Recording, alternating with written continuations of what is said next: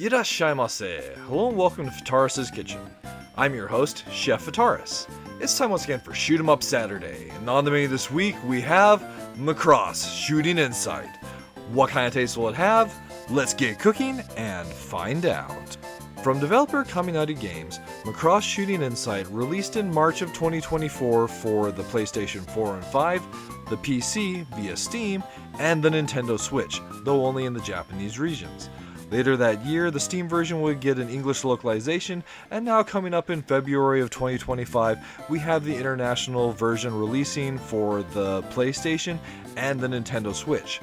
For the purposes of today's review, we are looking at the Japanese Nintendo Switch version. Being a Macross fan, I was really excited when this title was announced. However, that excitement quickly turned to disappointment upon playing the game. I feel like there's a lot of squandered potential here. The game has a great license, the shoot 'em up engine is actually really well done, but we end up with this dull game that's just boring and repetitive. So at the end of the day, I can only really recommend this game at a discount even if you're a fan of the Macross franchise. Finding ourselves at the main menu, there is quite a bit of content in this game. Under the gameplay menu, we can play the game in story mode, and there's a different story for each of the 5 or 6 characters that are available for the game.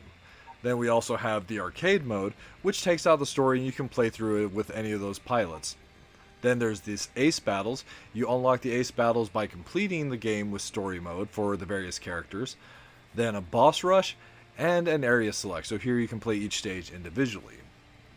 As there's a lot of source material here for the Macross franchise, the game does do some justice to that source material with the gallery here and with some of the gameplay as well. So there's a wonderful model viewer, so if you're interested in looking at the models of the variable fighters they have in the game in more detail, then you can do so here, and I think it really looks awesome. There's also an illustration where you can look at the character illustrations, some memories that have steals from the series themselves, and some collectibles that you can get in stages. There is online ranking and some options. So back at the gameplay, for our purposes today, we are going to be looking at the game in arcade mode. Selecting your gameplay mode takes you to your character select, and here we'll take a quick second to talk about the DLC. So unfortunately there is DLC for this title, but it's region locked to the Japanese region, and that's unfortunately due to licensing that exists with the Macross franchise, some of which has been finally cleared up after all these years, but it does still exist, at least with the original Macross franchise. So unfortunately the original Valkyrie fighter and its pilot, as well as the story stages that are there for this DLC, will not be available outside of the Japanese region. This DLC is included on the disc for the physical version, so that is something to keep in mind. But even with that aside, you have 5 other characters and fighters to select. Each of them have different stats that you can go and see here, and also shots and number of lock-ons, which are indicated down there at the bottom. So I don't necessarily like the way that they've shown the number of lock-ons. There's just a whole mess of triangles there, and that's actually the number of total lock-ons you have. So for the VF25, for example, we have 6 total lock-ons, and this will be the fighter that we actually show you the game with today. Selecting our character, we're taken to the settings mode, and you'll encounter the settings mode regardless of which gameplay mode you've chosen. So here we can select which area we want to start on if we've completed them with the given pilot that we're playing. There's difficulty ranging from very easy to very hard, and then we have our auto recovery. So the auto recovery is the way that we recover health should you want that turned on. So invoke will recover your health slowly once you've taken damage, and boost will recover quite quickly. However, turning that on does disqualify you from the online rankings, so keep that in mind. Starting the game, we do get a pop-up about the online rankings. We are aware that we won't get online rankings, and then we dive into the gameplay itself. So I really like this gameplay engine that's presented in the game. I think it does a great job of handling the shoot 'em up styles that the game goes and shows. Unfortunately, the general game design itself comes across as relatively dull. So let's talk a little bit about our overall forms of movement. So in vertical scrolling mode, and that's where I want to go and stress that this game does things really interesting. like as we have multiple styles of shoot 'em up present in the game itself. But in vertical scrolling mode, things just handle quite normally as far as the way that we move our fighter around. We have one shot that's our attack button, and we also have a roll that can help us dodge out of the way of bullets, and the effectiveness of the roll will depend partially on which fighter you've taken. In addition to our shot, if we're not firing, we can use the right stick on our controller to, in a 360 range around the ship, target enemies with our lock-on missile. So we can lock on. With a case of the VF-25, we have a total of 6 lock-ons, so we can lock on to the enemies themselves, and then pressing the fire button will fire those missiles. Unfortunately, one thing that is a little annoying, there is a character voice clip for every pilot that you can play as, and some get pretty annoying or repetitive, as you do want to use your lock-on quite frequently. The lock-on does increase the rate of your score multiplier as you lock on further, and you need to continue destroying enemies with the lock-on to keep that from decaying down to 1. So in addition to that, we also have a shot level up. As we fire, we'll ultimately destroy enemies and collect crystals that we can use to power up our shot. But we'll get to that in just a second. So throughout the course of your gameplay, the game styles change. So we finished a section that was vertical scrolling. Now we have this mission section where we are suddenly controlling the ship as the mech form, the Batroid form. However, now things are in a twin stick control scheme, which is really awesome. But unfortunately, one thing that is unfortunate about all that is the missions are all the same. And if once you've played a couple of them, you can go and complete this destroy 4 targets very quickly. So we'll just go and fly around the stage, go defeat these targets using our roll and dodge to get around the enemies. So as I was saying, as we destroy enemies, they'll drop these little crystals, and we can collect those crystals to power up our shot. We start at level 1, and you can go all the way up to level 5. However, one thing I don't like about that system is it is possible for those shots to decay. Your level will ultimately go down if you're not collecting crystals. So you have to continue to collect crystals from the enemies to keep your shot power at a decent strength. However, most of your firepower isn't going to be coming from your primary shot, at least in my opinion, but rather from your lock-on missiles. For most characters. There are some characters that you would actually want to use your shot for. So now we've completed that top-down section, and we're to our boss section. And throughout all of this, we've been basically clearing jamming that's allowed us to activate the songstress for the particular stage. So stage area A here is from Macross Frontier, and now we have a song playing in the background from the songstress Donka. And one of the things that does is it goes in each stage you'll have a different song being played, and those songs provide different bonuses for you while they're playing. Unfortunately, one thing that I don't like about the game, being a fan of the series and the music, the clips they have are just like really short, and in addition to the clips being short, when they come to an end, there's just kind of like this weird dead air that kind of like fills the game space that just kind of like fits in with that whole boring, like dull, repetitive nature that the gameplay seems to kind of bring to mind. So now there's one more element of the attack that I haven't, our attack options I haven't talked about, and that's the assist attack. So if you trigger your assist attack, that's basically like a bomb from most other games, where we get this missile barrage firing from our home base, in this case Battle 7, the Macross ship from Macross 7, firing this missile barrage at the enemies themselves that do quite a bit of damage to the boss's enemies around us. We have a brief moment of invincibility vulnerability, and it also clears enemy shots.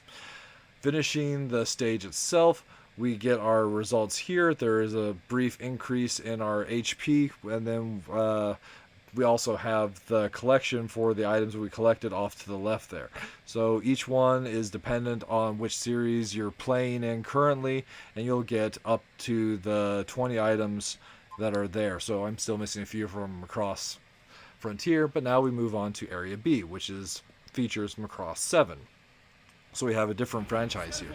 As this is a crossover game, you have all these different characters and ships in space kind of like all combining together, despite the fact that from a time standpoint, we're talking about a good 60 some odd years of history being represented in the game itself. So now we see the game using the horizontal scrolling. Sometimes this is done with the VF in fighter mode, other times it's in its gear walker mode. It just depends on which section of the game that we're currently in.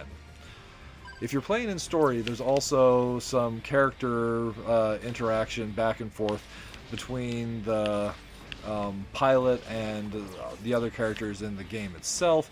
And in the story is represented in via visual novel style with static backgrounds and characters and it's not voiced, but when you're playing through the stages themselves are voiced. So that's something somewhat of a plus to the gameplay itself. However, I don't believe they had an English dub for it, so it would just go and be the Japanese with subtitles that come out very small in the bottom right of the screen itself. And that's basically Macross Shooting Insight served up for your enjoyment. So as far as the minus flavors, the reasons I don't like the game and feel like there's squandered potential here is overall the gameplay just comes across as fairly dull. Admittedly, the more I've played it, the more I've come to enjoy the gameplay it has, and there ultimately are some stages that are better than others. Especially the beginning of the game, the Macross Frontier stage, Area A, is a pretty bad representation of the gameplay, and really, for the most part, things do kind of remain stale throughout, but some of the other stages in the game do help go and fix things a little bit.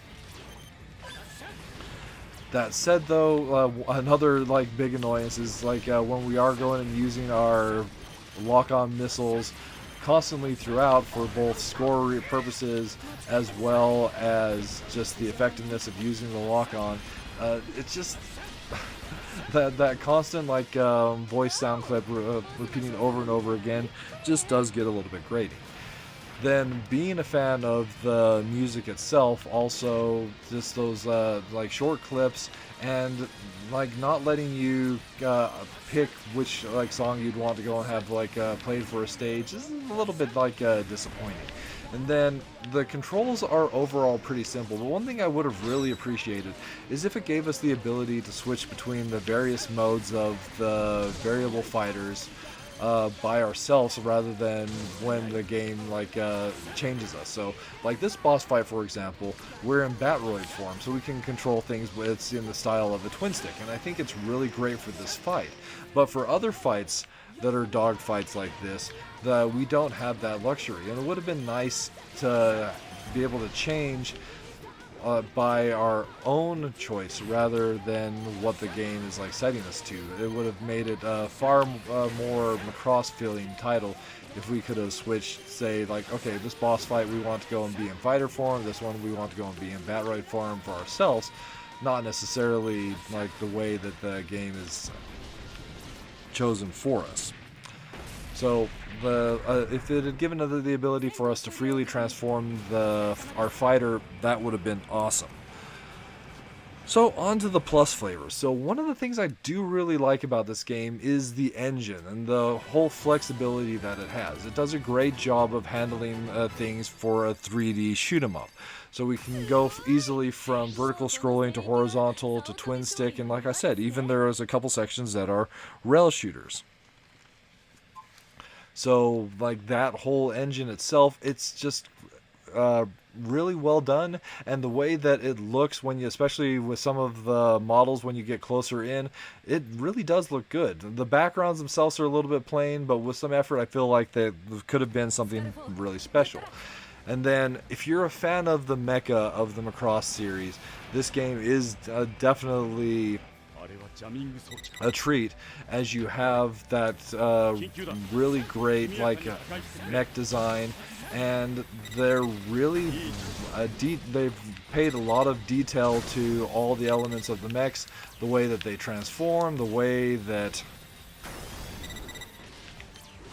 just the small details are represented on the models themselves. For me, that's definitely one of the highlights of the game itself. So as mentioning, we do go and see this top-down section with the same objectives once again, and clear it just in really short time. Is, well, it's the same thing over and over again, so why not get it out of the way? And then even if some of it is very much on the repetitive and boring side, there is a fair bit of content here with 5 or 6 characters worth of story to play through, and then you have all those other game modes that you can enjoy. And if you're looking to unlock all the art assets and the collection element of the game, there's quite a bit of gameplay and replayability here, even if it will ultimately get maybe a little bit on the boring side for sure. And there you have it, Macross Shooting Insight served up for your enjoyment. Ultimately, this was a title that I was disappointed with, though as I have spent a little bit more time with it, it's ultimately just comes across as just a mediocre shoot 'em up and a mediocre Macross game. I've definitely found some enjoyment for it, but at the end of the day, it's not one that I can recommend at full price, especially given the fact that there is some content that will go and be missing there from the international release. And with that, we find ourselves at the end of this week's episode of Shoot 'em Up Saturday. As always, we want to thank you so much for joining us. We hope you have a wonderful week, and we look forward to seeing you again next time.